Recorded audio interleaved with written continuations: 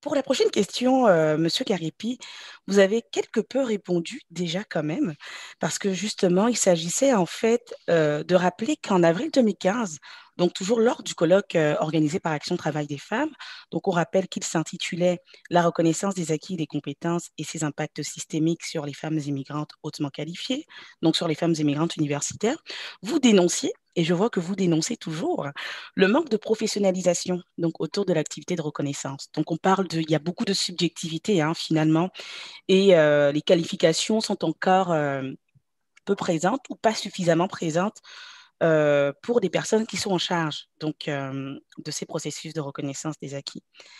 Alors, où est-ce qu'on en est? Parce que ça, c'était en 2015. Où est-ce qu'on en est 5 ans plus tard? Donc là, je vois que c'est cette subjectivité, ce manque de professionnalisation est toujours dénoncé. Mais est-ce que finalement, il y a quand même une évolution depuis 5 ans? Là, vous parliez des modifications qui ont été apportées au Code des professions. Est-ce que ça commence à porter des résultats? Et notamment en milieu universitaire, vous pensez? Bien, pour ce qui est des ordres professionnels, on aura le résultat de notre vérification systématique auprès des ordres sur la formation, qui est le grand espoir. C'est pas, on parle de choses que j'ai pu dire, notées en 2015. Ben, tout ça a nourri le fait que le commissaire a proposé aux législateurs d'incorporer ces obligations de formation lorsqu'on s'est aperçu que les gens n'étaient pas formés, malgré que c'était une bonne pratique de le faire. Donc, ça a motivé le commissaire à faire la promotion auprès du législateur d'incorporer ça dans le Code des professions et ça a été fait. Alors là, on va voir si ça s'est imprégné, si les choses ont été, on leur a donné quand même 3 ans, là. J'imagine que j'espère que les résultats sont bons, qu'on a au moins pour ceux qui sont les plus sollicités en termes de nombre de demandes, que le travail s'est fait. Mais il est vrai que l'activité de reconnaissance doit être professionnalisée. Il ne suffit pas de connaître, comme certains ont déjà dit, de connaître le texte du règlement. Il faut aller au-delà de ça. Reconnaître les compétences, c'est comprendre la notion de compétence, la notion de qualification, une base en méthodologie, pas pour en devenir des experts, mais au moins pour comprendre ce qu'on fait et éviter les erreurs grossières et justement la subjectivité. Maintenant, on voit quand même que dans plusieurs cas, il y a eu des changements de garde au sein des ordres professionnels. Il y a des nouveaux responsables de l'admission depuis quelques années, bien motivés, mais à qui on n'a pas vraiment dit c'est quoi leur travail. Et là, on s'aperçoit au fil de certaines plaintes que certains nous disent, ben écoutez, je vais vous avouer bien franchement, on ne m'a jamais dit ces choses-là. Vous devriez donner des cours, monsieur le commissaire, à tout le monde. Je dis, OK, on va y penser. La dimension pédagogique, éducationnelle du commissaire peut vraiment s'activer et pas juste de la surveillance. Je vois qu'il y a un besoin et puis moi, je suis prêt à le faire et j'accompagne de plus en plus les ordres professionnels à revoir leur processus et à prendre conscience de certaines problématiques. Alors, le travail n'est pas terminé.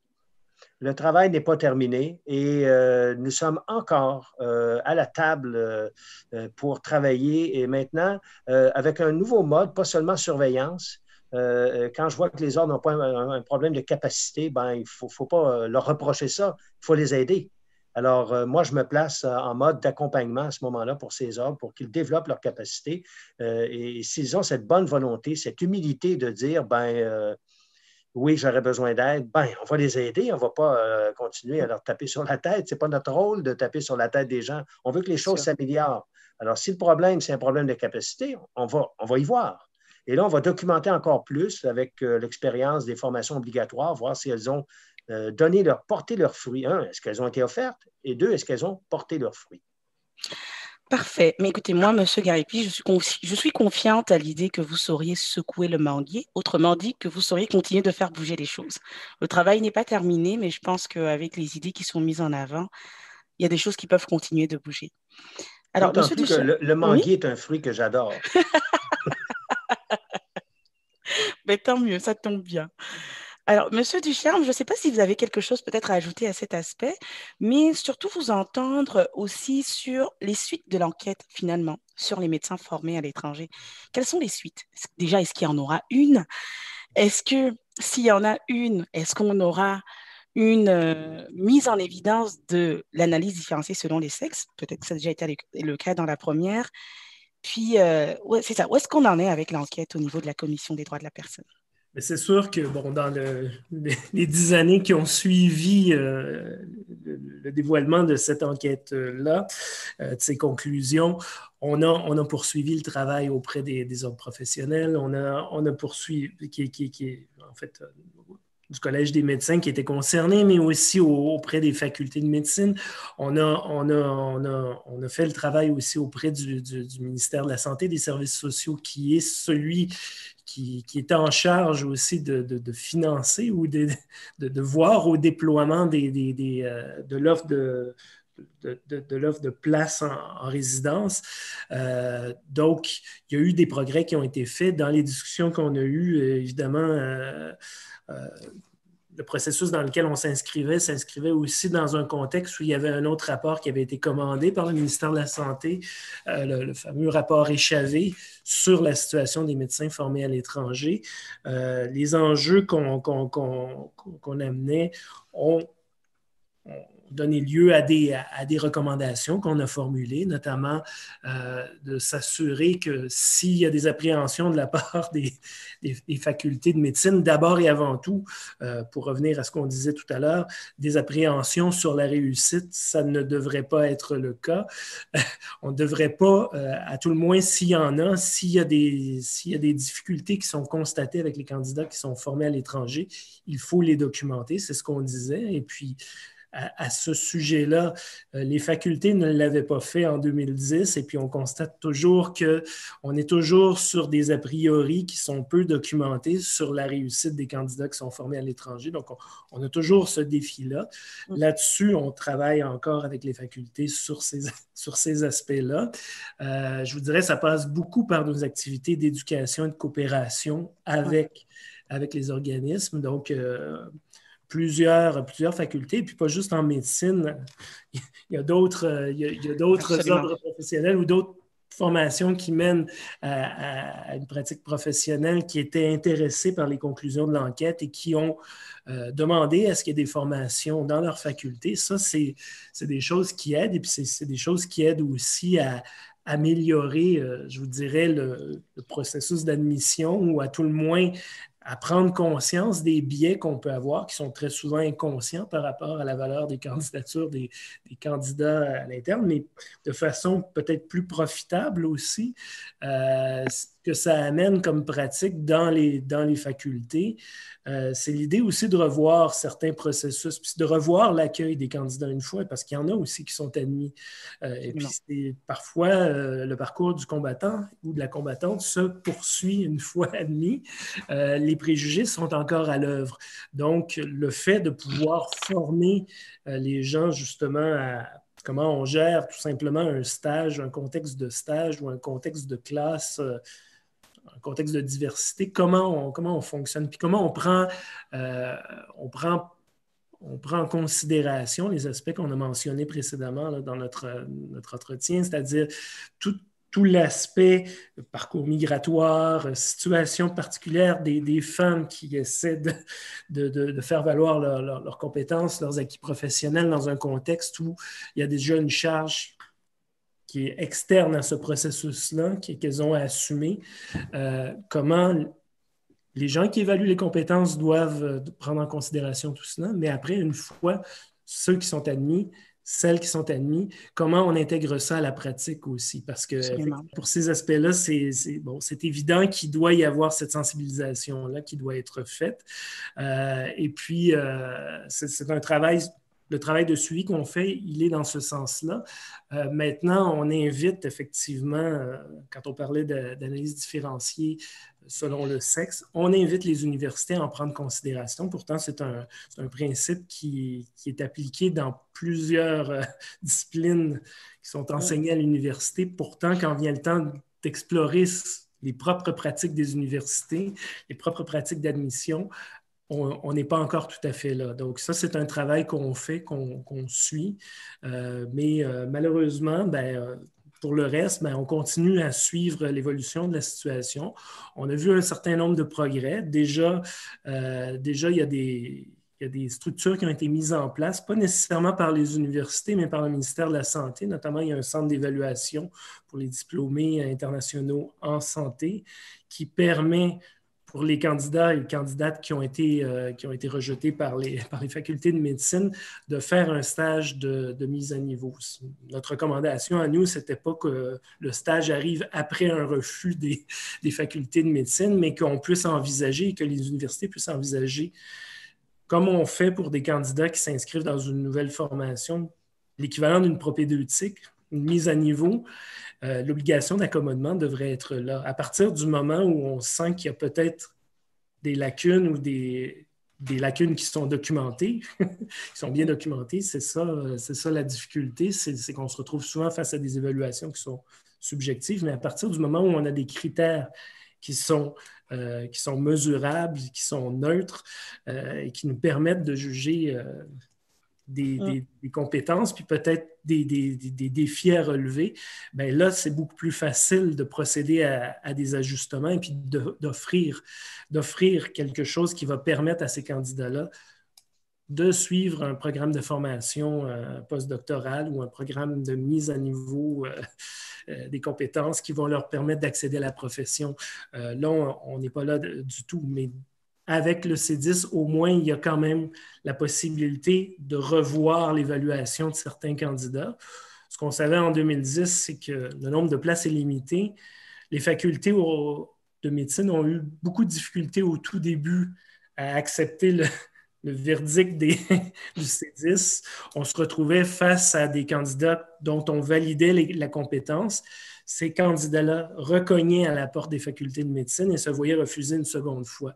À travers le temps, il y a quand même eu une discussion qui s'est faite entre le C10, entre les différents acteurs, mais encore une fois, l'idée de rassembler tous ces acteurs-là, que ce soit le Collège des médecins, le C10, le ministère de la Santé et les facultés de médecine, ils siègent sur plusieurs tables, mais quand vient le temps de parler de la situation des candidats qui sont formés à l'étranger et des candidates formées à l'étranger, on se rend compte que la discussion n'est pas aussi fluide que sur d'autres sujets. Donc là, on en appelle à un renforcement. Donc c'est là-dessus où la commission joue un rôle un peu de facilitateur pour la discussion, en même temps qu'elle appuie par des activités d'éducation, de coopération, le milieu universitaire, mais il y a encore beaucoup de défis à relever. Cette entrevue est d'emblée une pépite de par votre franc-parler, de par les principes que vous remettez en perspective, qu'on n'entend pas assez souvent dans la sphère de l'enseignement supérieur. Et je vous remercie beaucoup de mettre vraiment les mots sur les problèmes, sur les vrais problèmes en termes de reconnaissance des acquis.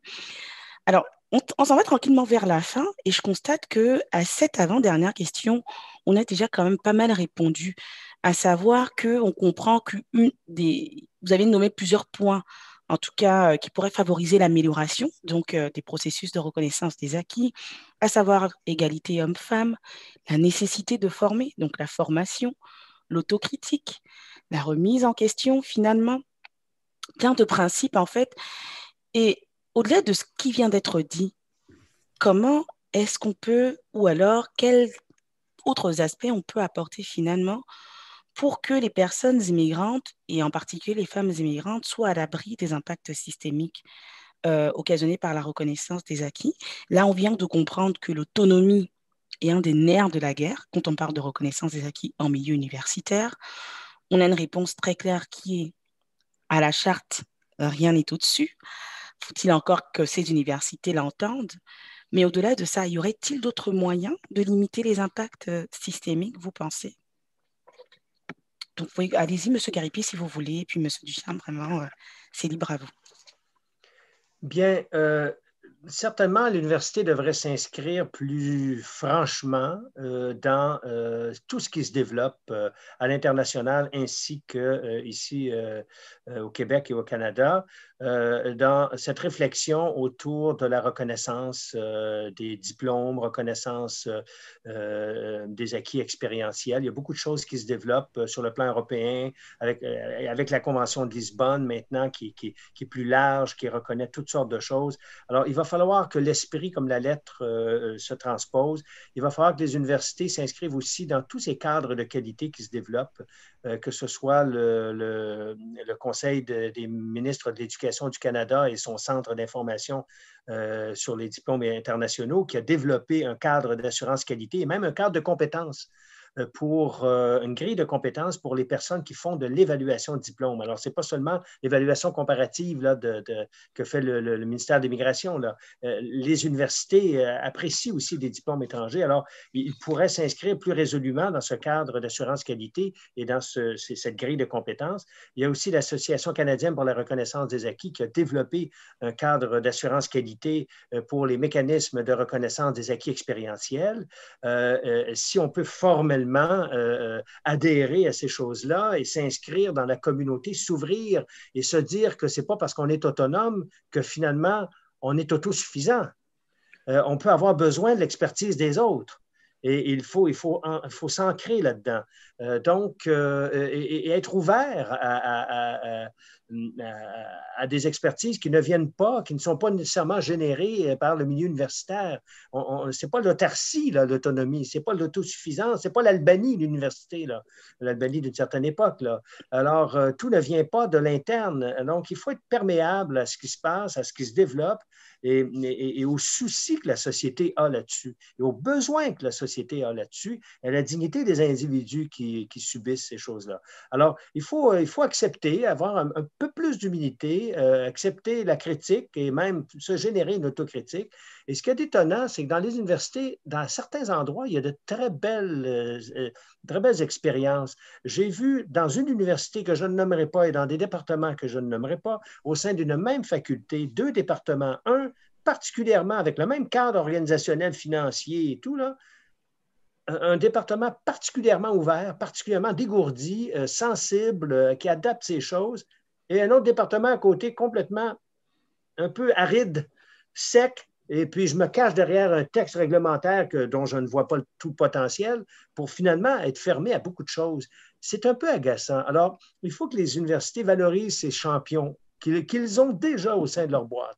Je sais que l'Université de Montréal, étonnamment, je dois vous dire, est venue présenter il y a quelques années une nouvelle approche pour la reconnaissance des personnes réfugiées qui n'ont pas tous les papiers.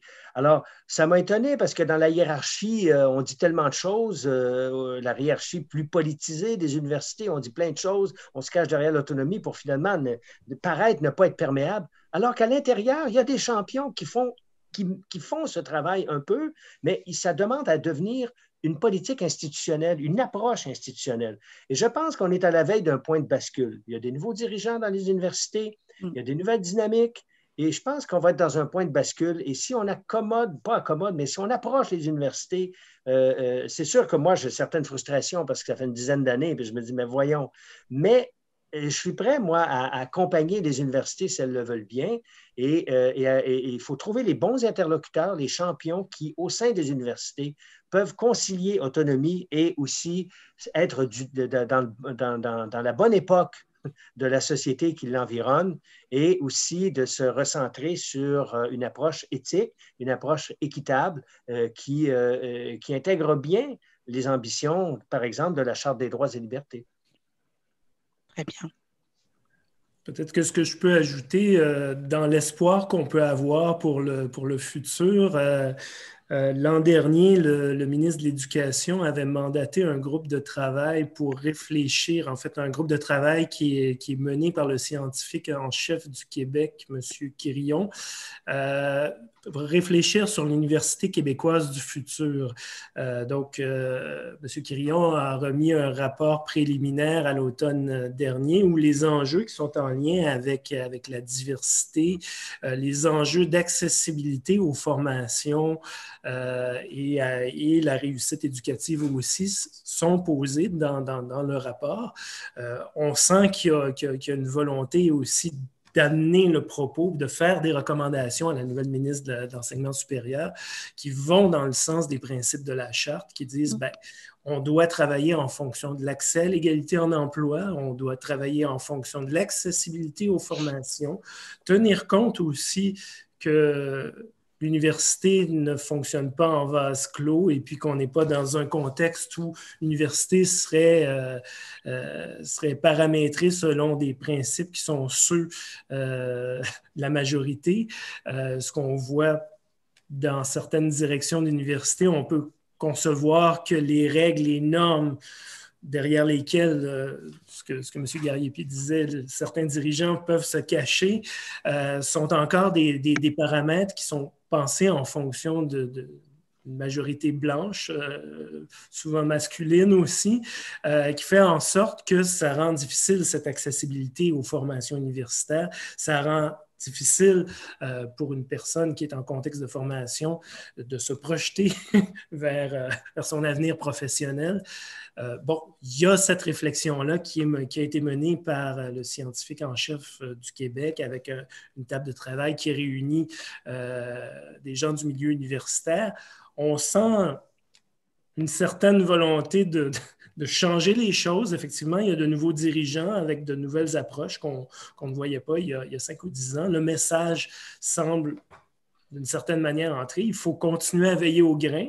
Ça ne veut pas dire que c'est gagné d'avance, mais il y a quand même cet exercice-là qui, moi, je crois, nous devrions tous surveiller ce qui va se passer parce que les recommandations qui émaneront de ce groupe de travail-là serviront peut-être à un éventuel plan d'action pour les universités québécoises.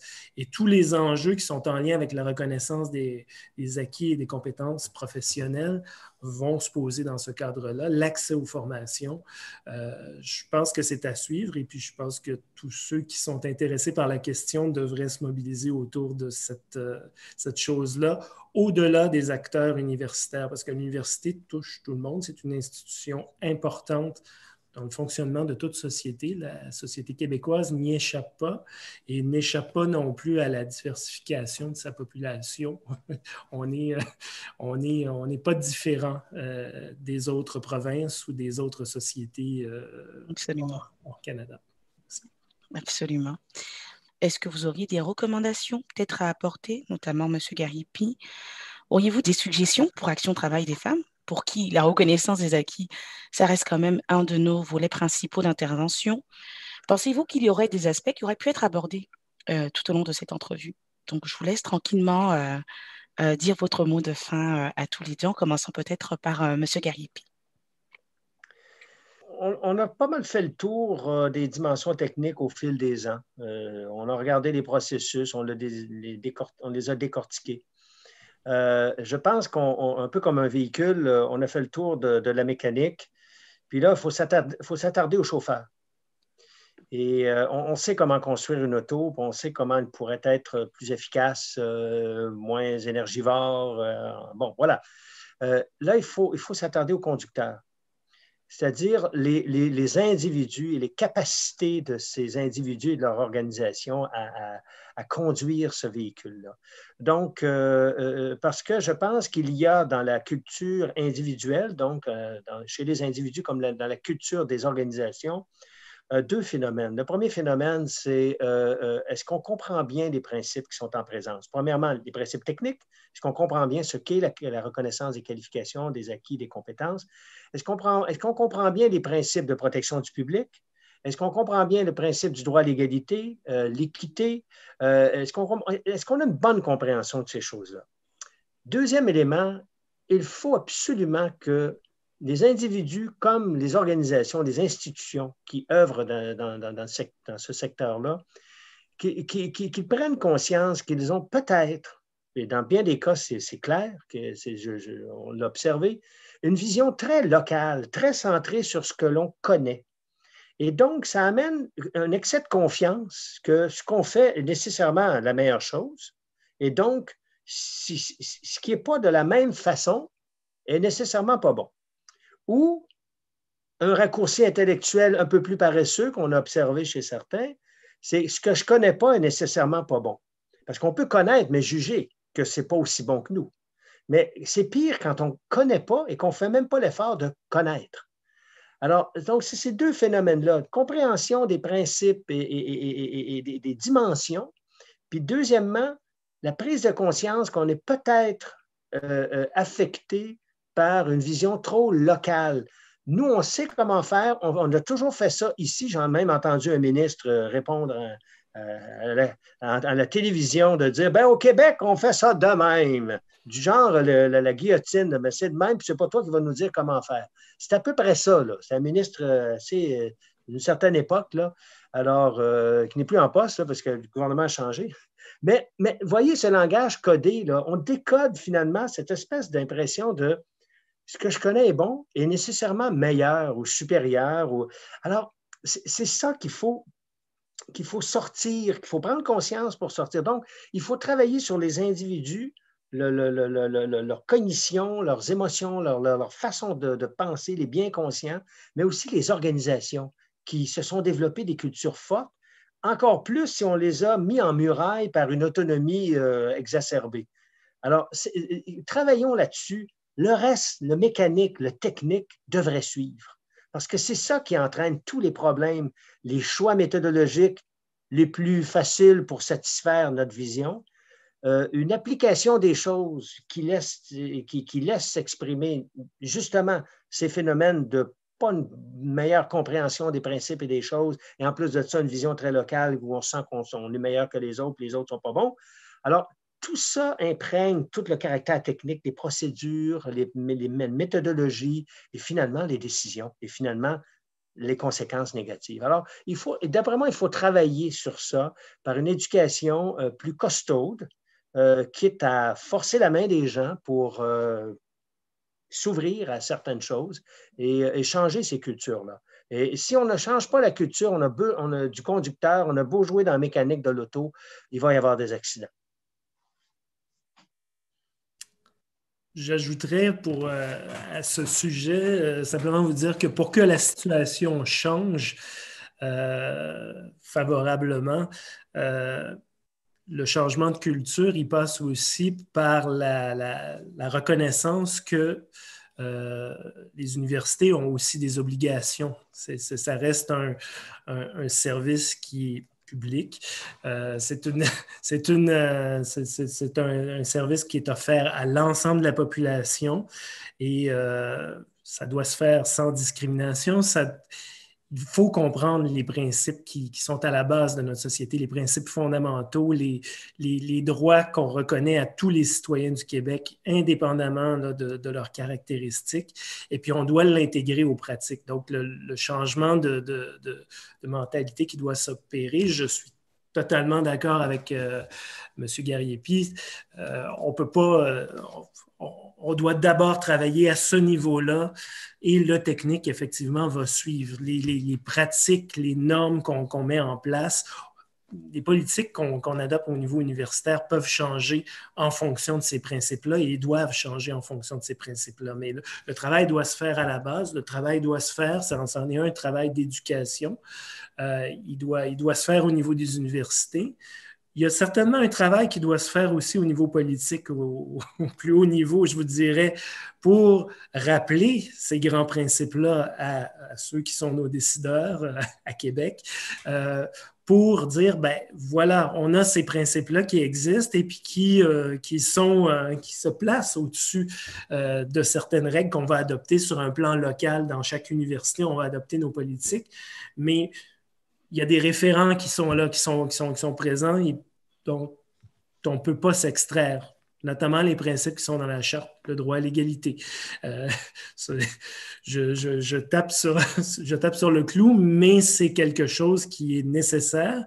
Et puis, effectivement, le travail peut se faire autant au niveau des universités sur un plan peut-être plus terrain, travailler avec les décideurs des universités, les recteurs, les doyens, les responsables de programme. Il y a un travail qui doit être fait à ce niveau-là, mais au niveau politique, au niveau supérieur, sachant qu'effectivement, les universités bénéficient d'un financement public qui est quand même substantiel. Ils se doivent de respecter les principes fondamentaux là, qui gèrent les relations entre les citoyens, entre les institutions et les citoyens au Québec. Et puis, à ce niveau-là, il y a la charte et il y a il y a effectivement d'autres textes législatifs auxquels ils doivent se conformer. Ils ont des obligations à cet égard.